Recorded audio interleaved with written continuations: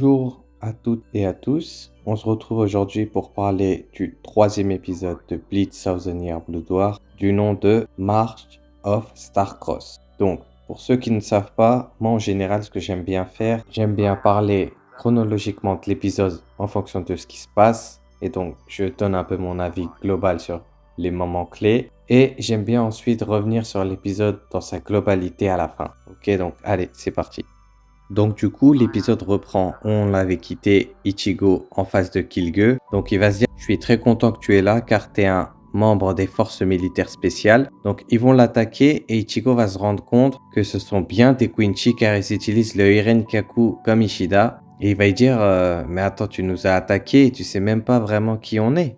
Et puis entre-temps, du coup, à la Soul Society, il y a le petit regroupement des capitaines. On recontinue sur la scène qu'il y avait à la fin de l'épisode 2. Donc Yamamoto demande où est-ce qu'ils se trouvent leur bastion. Et t'as Mayuri qui dit vraiment, lui, il sait pas. Qui dit, bon, écoutez, dans tous les cas, attendez-vous à ce qu'ils attaquent. Ça veut pas forcément dire qu'ils ont dit 5 jours, qu'ils vont forcément attaquer dans 5 jours. Sinon, on retrouve Shida et Ryuken. Donc ça, c'est une scène inédite qui a été faite dans l'anime. Donc on voit que Uryu est en train de chercher des informations sur les Quincy. C'est ce qui est en train de se passer parce qu'il dit que je suis le dernier Quincy, c'est pas possible.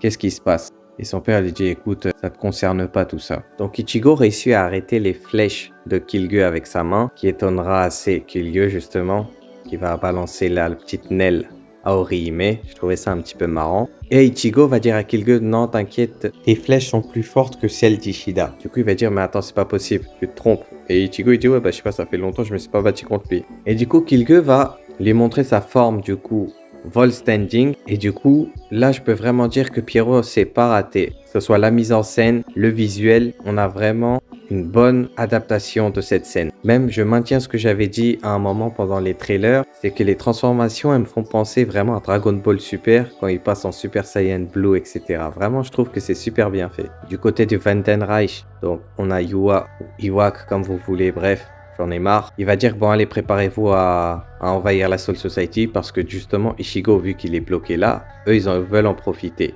Ils vont se dire, bon bah, vas-y, c'est l'occasion d'y aller. Donc du coup, Ichigo va continuer son petit combat avec Killua. Et au niveau de l'animation, elle passe vraiment bien.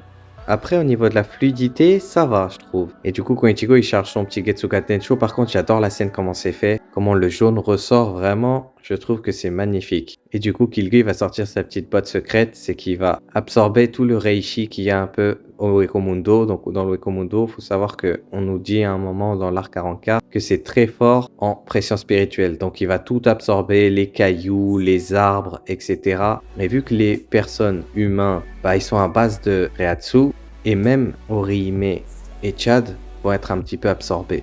Mais il va se faire interrompre parce qu'il y aura Aion du coup qui va lui mettre une grosse droite. Et du coup les 13 bestias comme d'habitude ils ont sacrifié leurs bras pour l'invoquer. Et du coup il y a leur combat qui commence. Sinon Ryuken dit à Ishida que écoute ça sert à rien de chercher ce que tu cherches ici dans la bibliothèque. Ça ne se trouve pas ici. Sinon on rejoint Shino et Reino Soke. Voilà, j'ai réussi à retenir leur nom.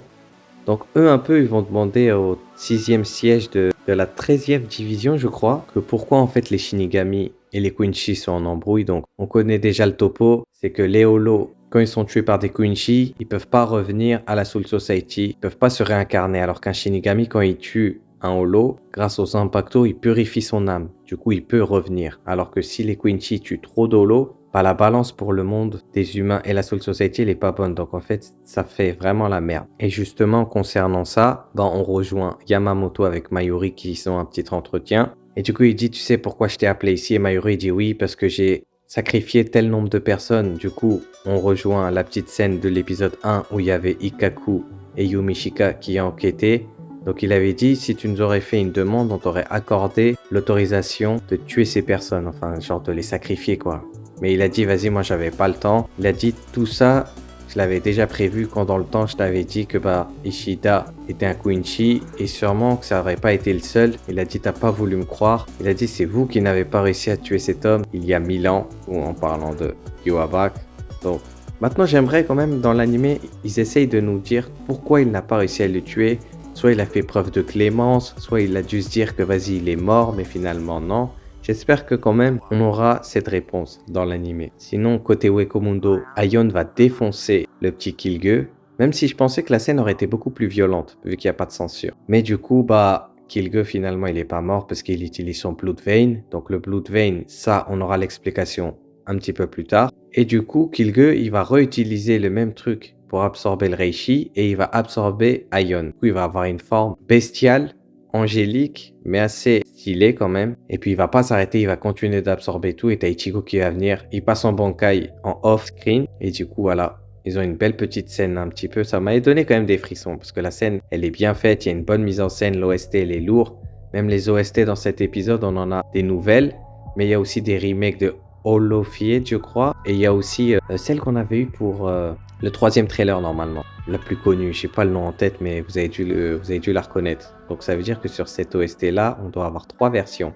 L'original, celle du trailer et celle de cet épisode. Si je ne dis pas de bêtises. Et du coup, voilà. Au Sereitei, t'as les Quincy qui arrivent, qui débarquent, ils balancent leur explosion de Reishi, alors que juste avant, le montage veut te faire croire que c'est pas possible, ils peuvent pas arriver là, parce que t'as Shino, Reinosuke et le gars de la 13e division, ils sont en train de parler, ils disent non t'inquiète, ils peuvent pas rentrer, et puis paf, d'un coup il y a l'explosion qui arrive, alors que de base, dans le manga, ils disent que dans tous les cas, s'ils arrivent, on aura l'information, et puis t'as Yua qui dit ah, c'est intéressant, et tu le vois en fait, ils sont tous en train de le regarder. Donc là un peu, la mise en scène, elle a changé. Est-ce que c'est une bonne chose? Tu verrais dans l'épisode d'après. Et du coup, après, t'as Kira qui est prêt à en découdre. Mais bon, il se fait fumer par Bass B. Bass B, quand même, quand il a enlevé sa capuche et il parle, il a un vrai flow. Et t'as aussi Jugram, du coup, où t'as vraiment le gros plan fixe sur son visage. Parce qu'on n'avait pas vu son visage dans l'épisode 2. Là, au moins, il y a un peu le reveal de ce personnage. Pour ceux qui n'ont pas lu le manga, bien évidemment, ils ne savaient pas c'était qui. Après, en termes de mise en scène à cette période-là, quand il y a Jugram qui fait son petit speech, que voilà, les Sternritters vont vous annihiler, je préfère quand même la version du manga. Parce que tu as une petite mise en scène avec les petites cases, tu vois tout le monde qui est en train de courir, tu vois qu'ils sont chauds, ils savent pas où te donner de la tête. C'était peut-être un petit peu ça qui m'avait un tout petit peu déçu. Mais sinon, voilà, cet épisode m'a beaucoup plu. J'ai dû le revoir quand même une deuxième fois. Chaque épisode, je regarde une deuxième fois. Quand j'ai regardé la première fois, j'ai pas regardé dans de meilleures conditions. C'était une trad un petit peu pourrie. J'ai retéléchargé l'épisode après avec une bonne trad sur ma bonne télé 4K, etc. Là, j'ai vraiment pris mon pied. Et c'est un très bon épisode. Donc, la DA, elle est vraiment magnifique.